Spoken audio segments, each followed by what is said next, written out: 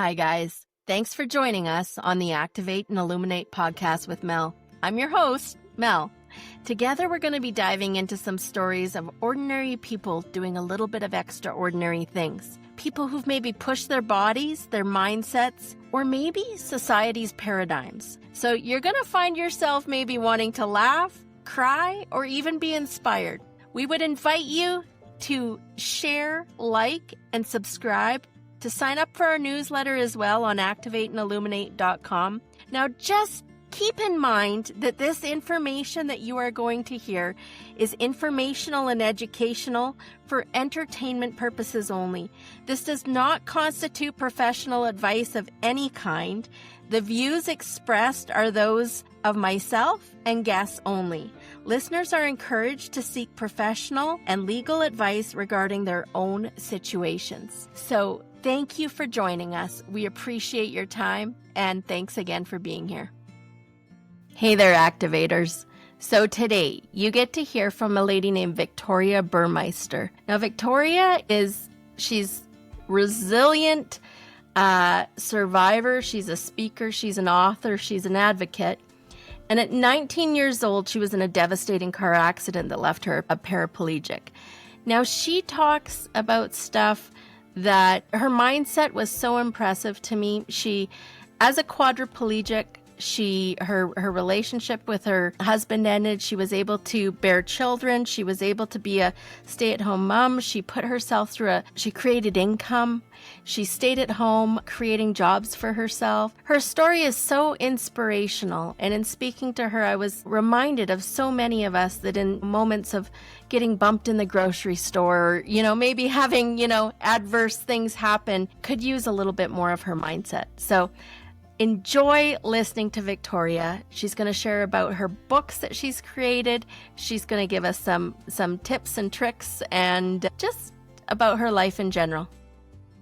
Hello and welcome, you guys, to the Activate and Illuminate podcast. And I'm telling you, today I have a guest, Victoria, who she has activated her life in ways that you cannot imagine. So take us back to the moment that you realized your mobility had changed permanently and what you went through at that time, Victoria. It's, I don't know, I'm going to cry. I talk about this all the time. It's coming up on 37 years since the accident. And I think thinking about it, it's like I mentioned earlier, having my life the way I wanted it, the way I had planned it out. And now, here I am getting ready to go into town to go cruising like we did back then. And I'm going into a 25-mile-an-hour corner, and I go to downshift, and it won't take.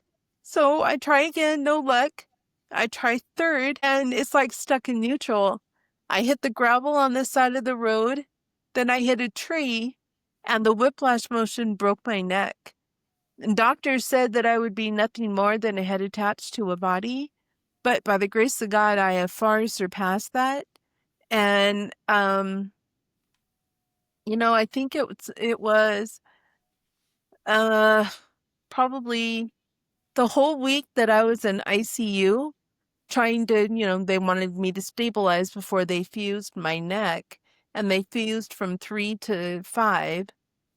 And I thought I was going to be okay. And when I came out of surgery and recovery and I woke up and I'm like, I still feel nothing. And it felt like my entire body was asleep. You know how like when your leg falls asleep and all those tingles? That's all I felt. I was like, okay, so that didn't work. And I knew then, nobody had to tell me. Nobody actually did really say, you're never going to walk again. It was easy to figure out. And back then in 1987, it's someone that's injured that high up. The technology, the services, the help was not there as much as if it would have been lower on my neck. So it was kind of figuring things out for myself, talking to whoever I could talk to, trying to figure out what I was going to do from then on, because I spent 3 months in rehab. And then after that, I'm like, okay, I'm done. I've learned how to feed myself. I've learned how to write again, with adaptive equipment.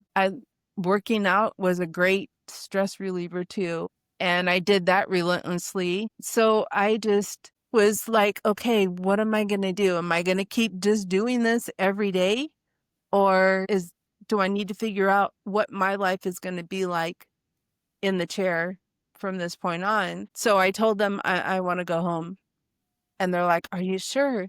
You should stay. And I'm like, no, it's time. My family, my boyfriend, my friends, they were all 5 hours away. And I was like, that's not going to happen anymore. I want to be close to them again. So he came and got me and we did the drive and, silly me wanted to see the car before we went to my dad's rental that was next door to where we all lived as a family. And boy, was that a interesting moment when I finally came face to face with my car. It looked a lot more serious. It could have been a lot more serious because the windshield caved in, and if I would have been thrown forward, it would have slit my throat. And, Richard had smelt gas. So when he came around the corner and saw me partially ejected from the car, and as he came close to it and could smell that, he got me out of the car, carried me a distance away and laid me on the ground. And, he did what he felt was right. And doctors said that the accident was, what caused the injury. He didn't do anything wrong or to make it worse. So, I never blamed him. I never had a reason to, but I knew something was up when he asked me, can you feel me rubbing your hand? And I said, no.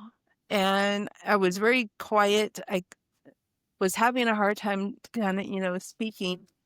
And the police officer and the paramedic looked at each other and was like, oh no, because back in 87, they were not doing Philly collars right away like you see them do now.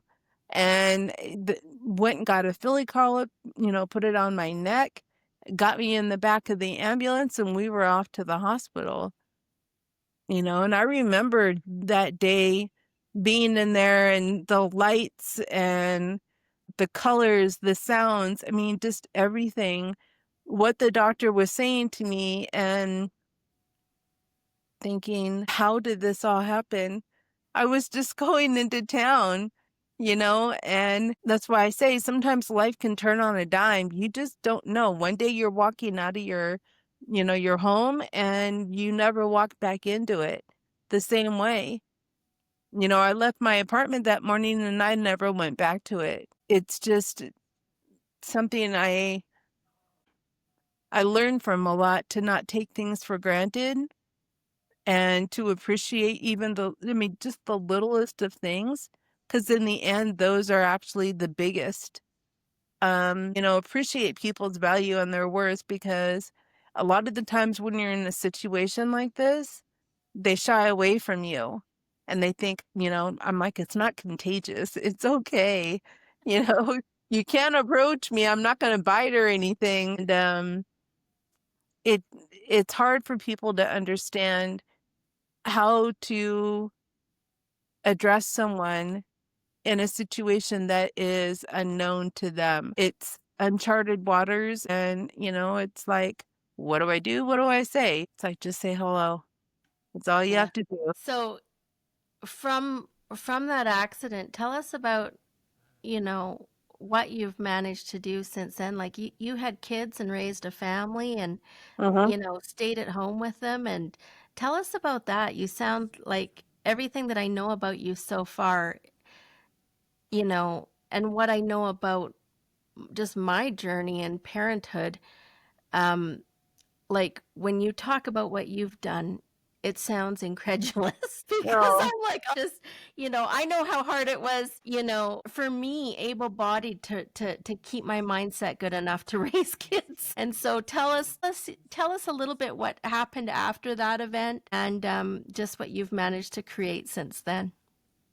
it's interesting because even though my children's father, he and I are not together anymore, during the time that he was there, our family was your, normal Christian family, going to church. Whenever church was church, Sunday, Wednesday nights, and any other night in between, and day or whatever the event was. And having two parents is really important when you have kids.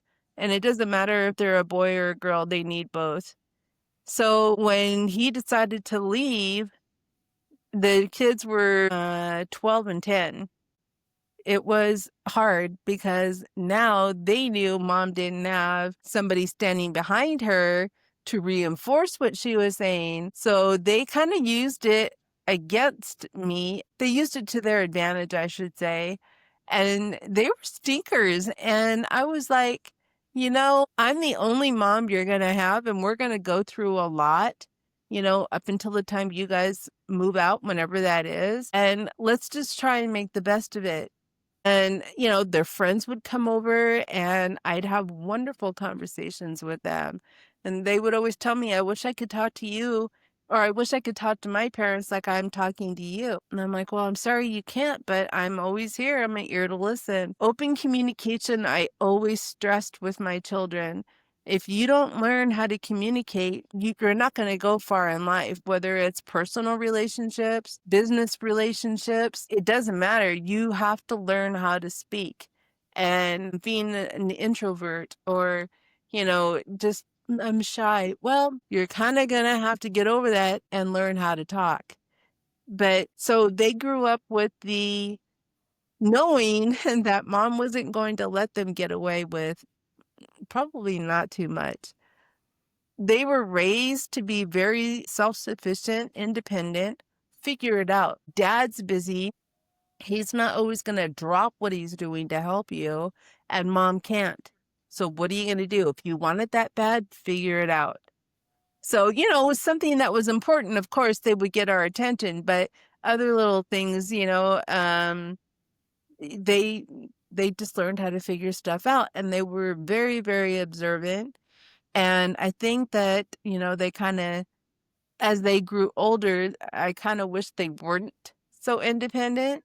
It's like, yeah, no, I kind of wish, they needed me more.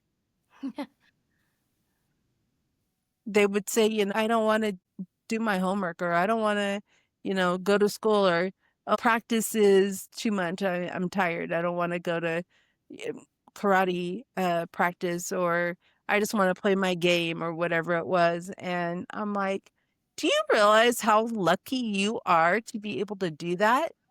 I'm like, go do what you need to do. Come home, play your game, be on your phone or hang out with your friends. Do those things because you never know how long you're going to be able to do them.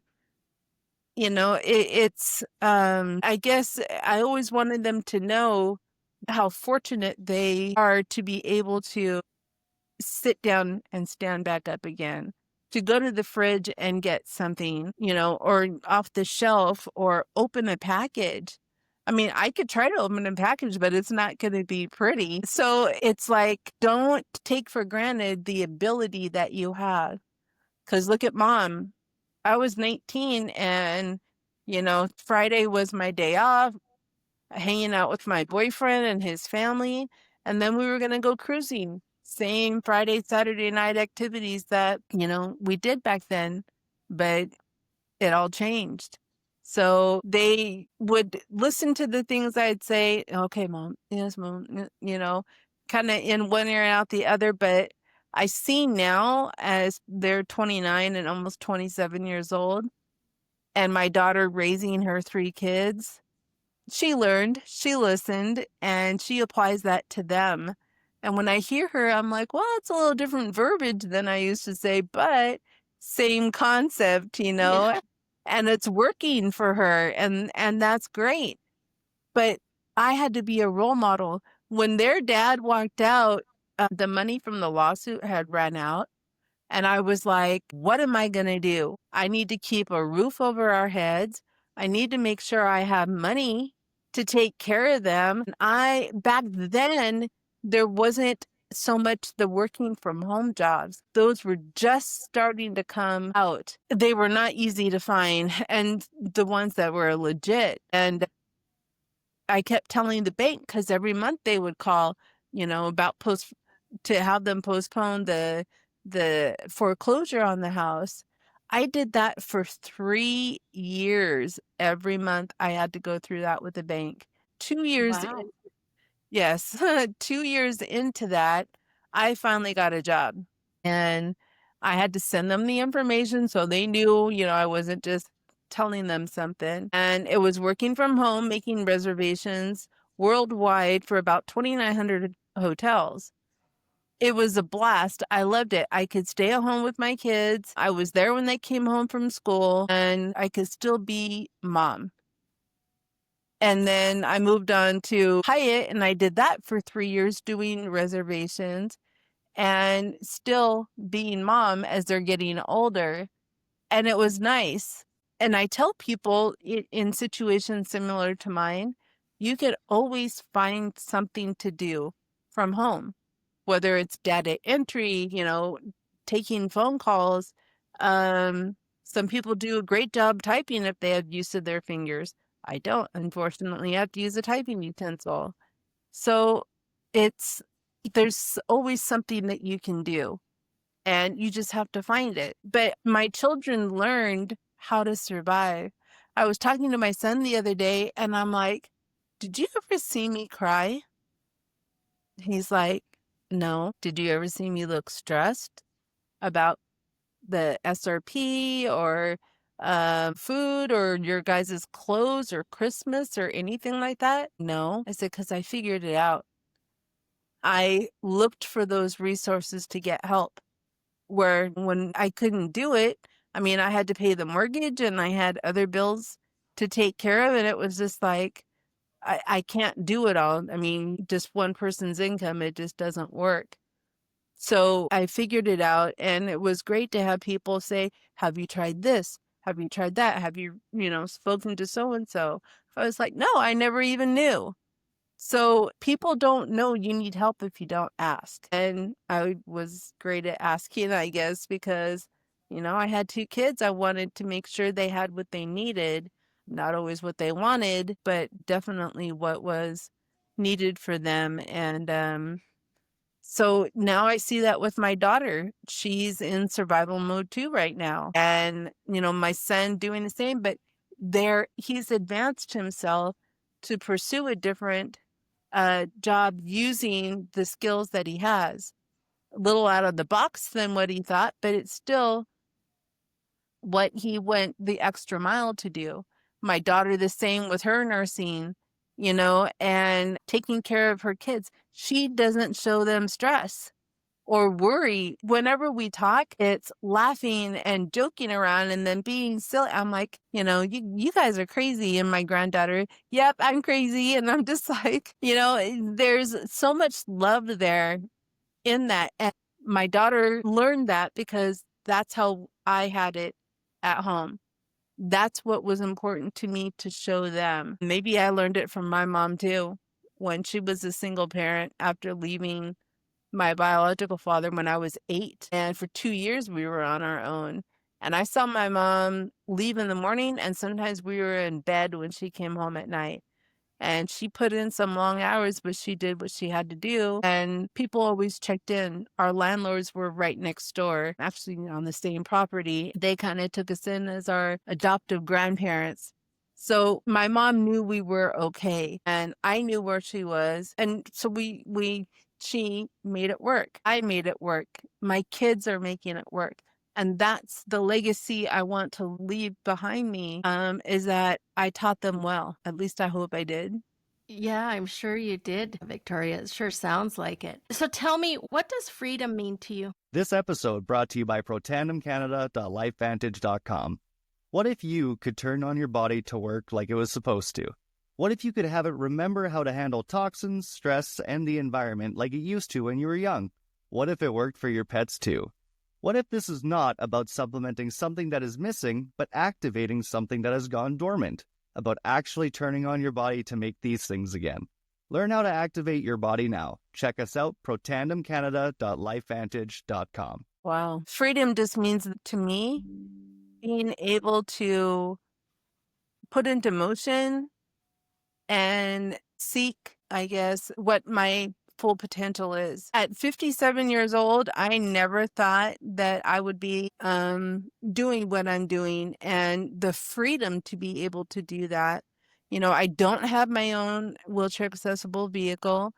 So doing it, through social media and, writing, it just, it helps. And, it's never too late. That's a huge lesson to myself, because I was like, at 57, I'm not gonna write, I had been told I was supposed to write for 20 some odd years and I never did it. Well, I did. And I'm like, you know what? It really never is too late. And so freedom to me is being able to live life without limitations. Even if I have to create that freedom for me as I go through life, each day is a new obstacle, and it's up to me to be able to go through that. Tell us what you created. Tell us what you wrote about. Tell us about your books.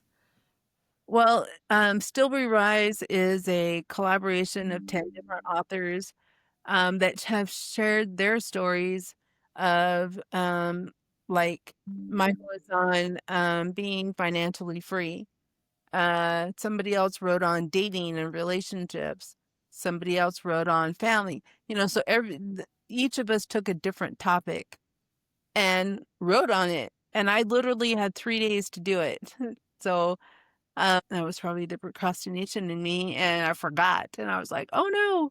So I did that. And then I was like, okay, well, that wasn't too bad. Maybe it's time for me to write my book.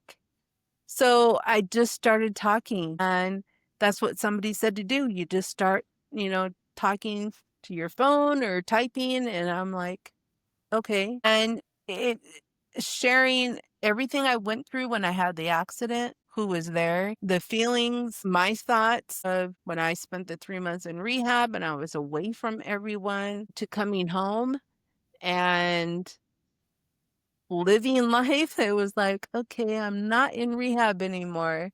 2 years later, after working with the book Rehab, to build up the productivity in me on a computer, because boy, that it does take a lot of work to type with the typing utensil.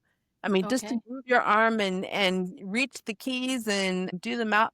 I was like, this is a workout, but you don't think about that when you don't have a situation like mine. And then when I got the job at the Justice Building, that just, wow. Talk about freedom there. Man, it was a dream come true job for me, honestly, because I always wanted to kind of, get into the legal profession as far as being a paralegal, something like that.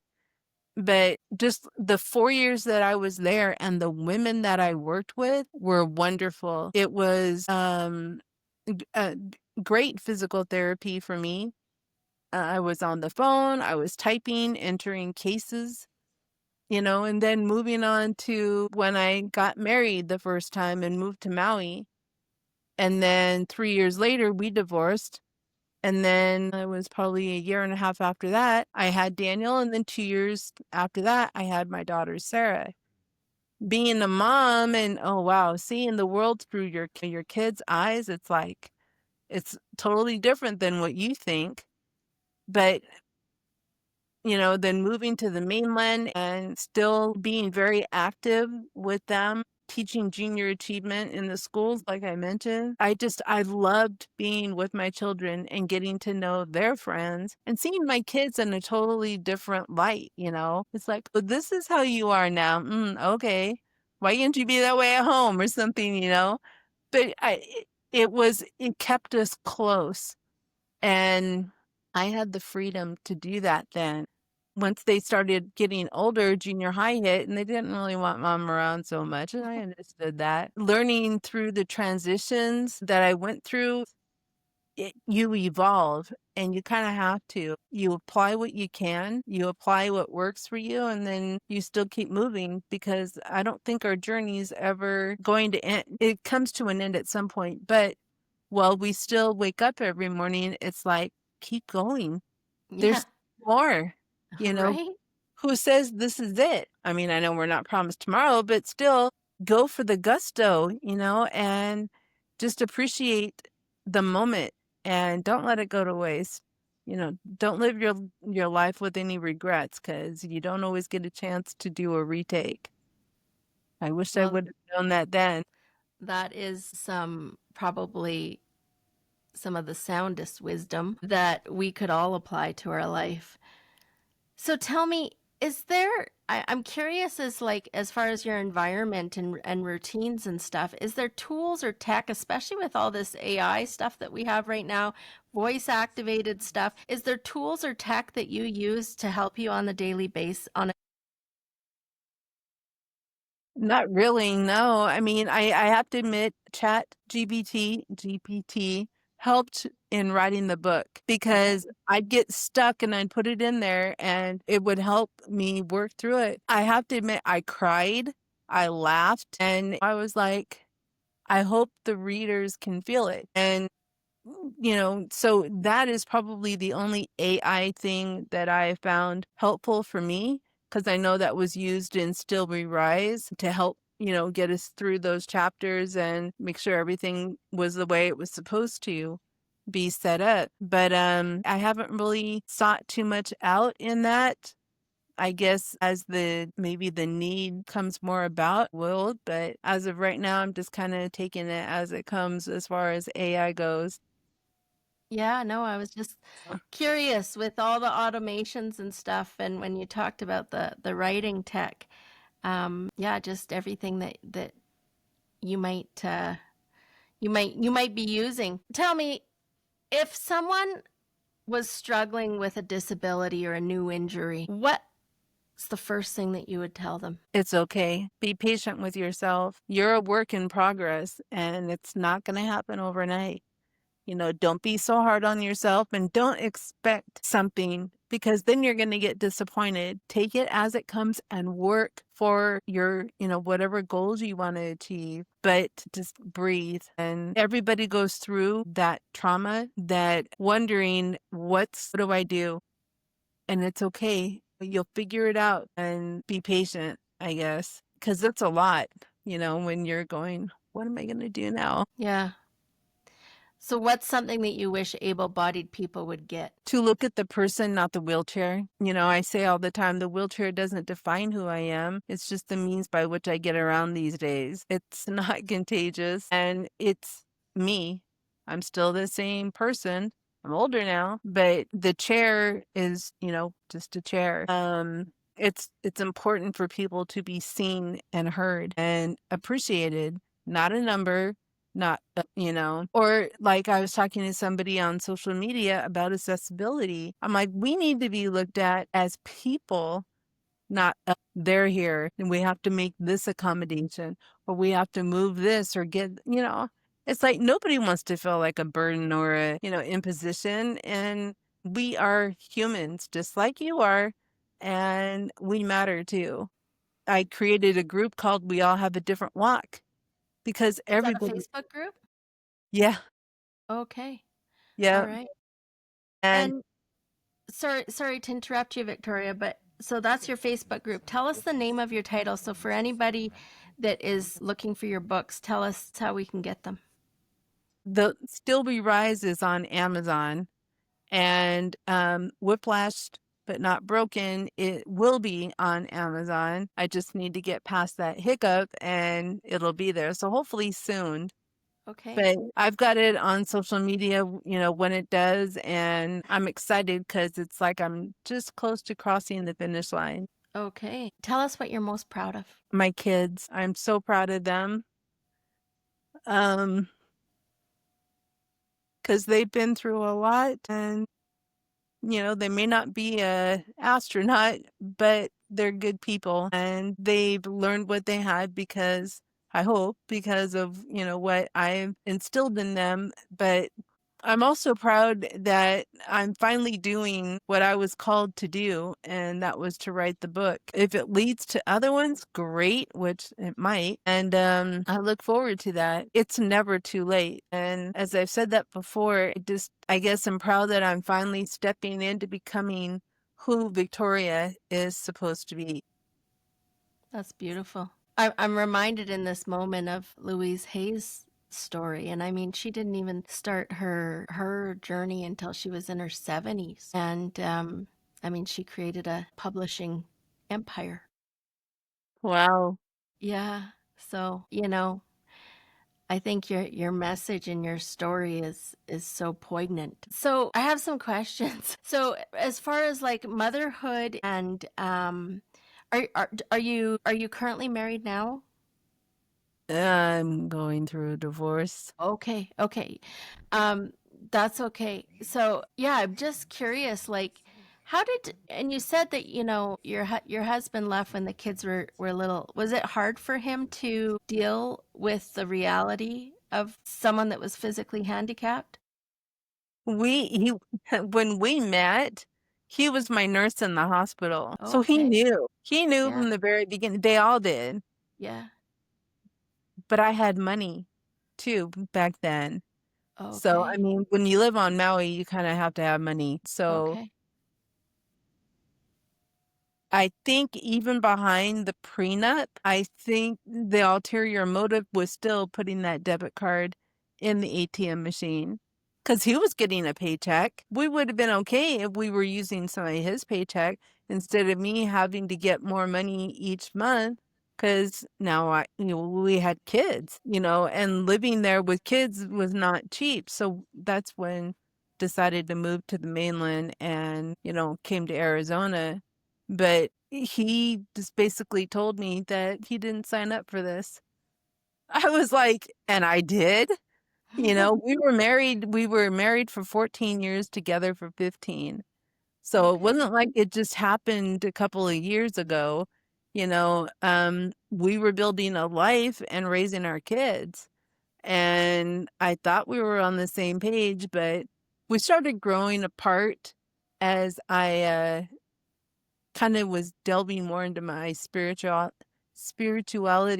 and my relationship with God. He was okay where he was at, but I wanted to know more, and we're supposed to want to know more. So that was probably the beginning of our demise, and why it was that way, I couldn't tell you, but it didn't seem like he had a very hard time telling me that he was leaving. He may say otherwise, but I remember the words that were spoken to me very clearly to this day, and it was a shock. But we were separated for a year, just in separate bedrooms. And did I hope for reconciliation? Of course I did. I mean, we had 15 years together, but God also gives you freedom of choice, and he made his choice. Yeah. I would say it was probably harder on the kids. Yeah. I have questions about the practicality of being pregnant in a chair. Is there additional complications? Yeah, I was considered high risk. Um, Daniel, he was probably just 2 weeks early, but every 2 weeks I had to go to the OBGYN, and it was not convenient all the time, but I understood, why I had to do it. And they were both low birth weight babies, and they watched me very closely. And giving birth was the same as giving birth, naturally as, any woman would. I needed help holding my legs up. I had my caregiver and I think it was my husband on each leg. And then I had a nurse on each side to where I could put my arms through to pull up to bear down. I swear with my son, I felt like I pulled every muscle from the back of my neck down to my tailbone. My goodness, it hurt so bad. With my daughter, and plus they were both breech, so that didn't help. Daniel turned naturally, but Sarah, they had to turn her. And she was probably the most troublesome pregnancy because she was on my kidney almost the entire time. And they were worried about the distortion in my kidneys and what that was going to do, eventually, or what it could do. And they wanted me to stay in the hospital for the last 2 months of my pregnancy. And I'm like, my husband and my son are on Maui and you want me to stay here on Oahu for 2 more months or another month? And I was like, no, I won't do that. So I AMA'd myself and I left. But it was tedious at times, and talk about self-awareness during the time, and just feeling every little thing that went on inside of me.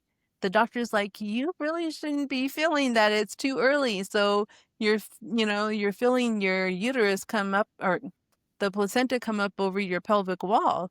I was like, okay, and just when I had Sarah, I think I enjoyed it a little bit more, even though I was in the hospital with kidney infections every month. But knowing what the feeling was that I was feeling and going, okay, now we're transitioning into this. It was special. And I wanted more children, but the doctor said no, that it was too much on me. And he ended up getting a vasectomy. So that was the end of kids. But I always welcomed partners that had children, because I didn't mind if they were step. I was still, willing to be a mom, and I don't always see it as step, it's mom. That's beautiful. So tell me about your business now that you're doing. I know we touched on it a little bit, but just tell me about your business now and what you have going on with that. Well, like I mentioned earlier, my friend Diana had introduced me to those patches. So tell us what they are. What Okay, is it? so they're by LifeWave, and they use phototherapy to stimulate. It works with the light in your body to stimulate it to make your body do what it's supposed to do. And our bodies are made to naturally heal themselves. And there's the regenerating of your stem cells. And that was the main thing. And within the hour and a half that I wore, X39 was the patch she gave me, I had so much energy, mental clarity, and I'm like, there is something with these patches. So I said, you know what? I'm going to put myself and invest myself into the business. I'm not about selling them. I'm about people being well. And like I mentioned earlier, then came along being pain-free. I have no pain, and I'm not taking drugs. I'm not taking anything, over the counter or nothing for pain. And that's such a great feeling. And it's because of the patches. There's different ones that do different things. And the patents and the testimonials just speak for themselves. Plus with the stroke, my left arm, I was not moving it like I do now. I mean, I couldn't even really bring it up past, right about here. And now I can bring it up to my eye, and I'm moving it when I talk, because I used to talk with my hands. And so now I feel a little bit more normal doing it instead of just doing it with one hand, and I believe that that's because of the patches. I never shocked me when I realized, wait a second, I'm moving my arm more, because before it was just always sitting right by my side. But again, that was because of the stroke. So that's what I want to, empower people about, is this is what it's doing for me. What can it do for you? And that's what being an entrepreneur is about to me. The wellness, the mind and the body. And LifeWave, these patches have been something else that has changed my life, because 20 years of chronic sciatica pain, I don't know if you've ever had it, but it hurts. I mean, when you're sitting in a chair all day, it's painful. You don't get any relief. You can even lay down and it still hurts. And like my friend Diana said, it's because of all the inflammation that's in there, and it's like pressing down on the nerve. And your sciatica is your largest set of nerves that is in your body. And able-bodied people, when they get sciatica, sometimes they can barely walk. They have to go to physical therapy to get better, if it's possible to get past that. But they have changed my life. And I mean, better sleep, it has been a plus. Feeling that energy again, it's like, I'm not ready to go to sleep when I lay down. I'm still on my phone doing things, talking to people, reaching out, putting myself out there. Next thing I know, it's 2:00 in the morning, and I'm still, well, maybe I should try and get some sleep, I'll sleep for a few hours, get up, and get right back at it again until my caregiver comes. So, Sorry. I No, didn't mean to interrupt you. no, you're fine. Tell us what you're excited about for your future. Well, it's like I tell people using the patches. Will I walk again? I don't know, but I'm not going to stop wearing them. I'm going to keep going and I'm excited to see what comes next, not only with the patches, but doing future podcasts, having one of my own, which has been presented to me. And I'm just like, oh, wow, that terrifies me for some reason. Writing more, who knows? The sky's the limit and I'm ready for it. Like I said, it's never too late. And that's what I'm excited about. Well, I think that is a fantastic place to leave this conversation, Victoria, because I just love your enthusiasm, your mindset, how you've shifted, your situation into just always looking at the positive part of it. So I so appreciate your perspective. Thank you so much for being on. And I would encourage everyone to go and look for your books on Amazon, on TikTok, your Lady V, and we'll have you all your information in the show notes. But your book is called Still We Rise, and your other book coming soon is called Whiplash But Not Broken. So thank you so much for sharing your story with us today, and we appreciate what you're doing. Oh, thank you for having me. I enjoyed it. You're so welcome.